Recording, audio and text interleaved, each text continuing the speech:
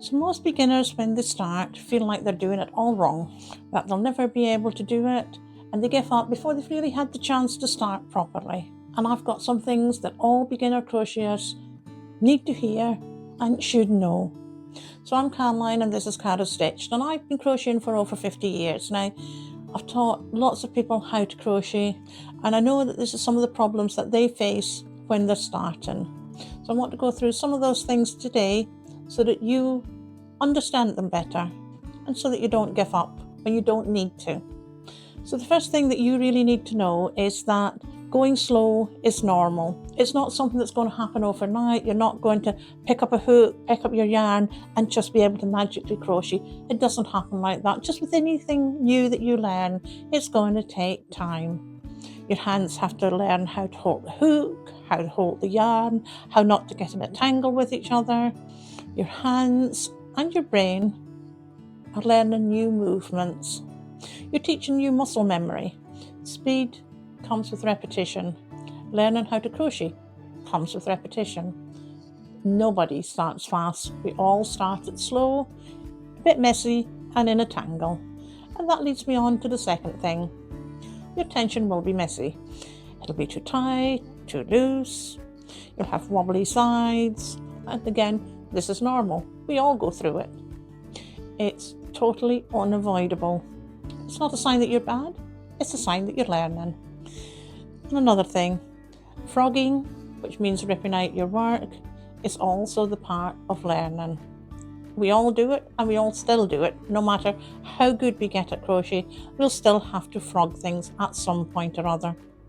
It's called frogging because you rip it, rip it, rip it, and it sounds like a frog. Everyone does it, and it's a sign of learning, not failure. Another point for beginner crocheters is not to overbuy things. Don't buy loads of hooks and loads of yarn. You just need one hook and one ball of yarn to start with.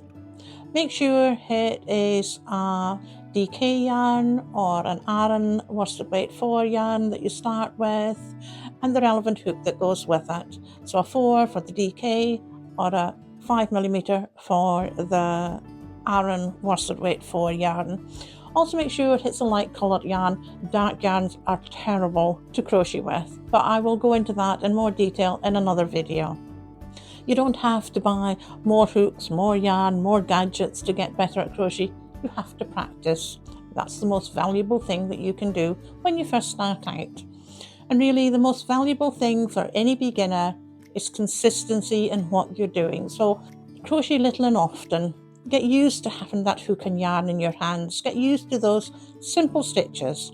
5 to 10 minute bursts of crochet, and doing those frequently is better than having one day where you crochet for a long period of time. It's those short and frequent activity that will build that muscle memory and help you to get better. Crochet is a skill that's built over time. It doesn't happen overnight. It takes practice, as with everything. So remember, you're not behind. Every crocheter started here. Learning with others helps, and I do have a lovely crochet community where I help people to crochet with confidence. We have over 300 members from all over the world. People from absolute beginners right the way through to expert crocheters. We're all in there helping each other, answering questions and supporting each other.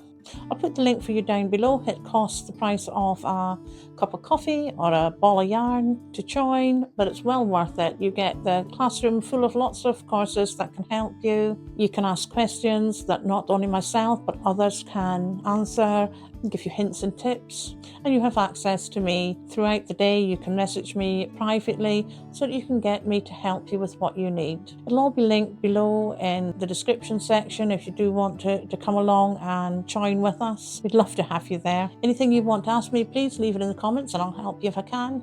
Thank you for joining me, for keeping me company, and I'll see you in the next one.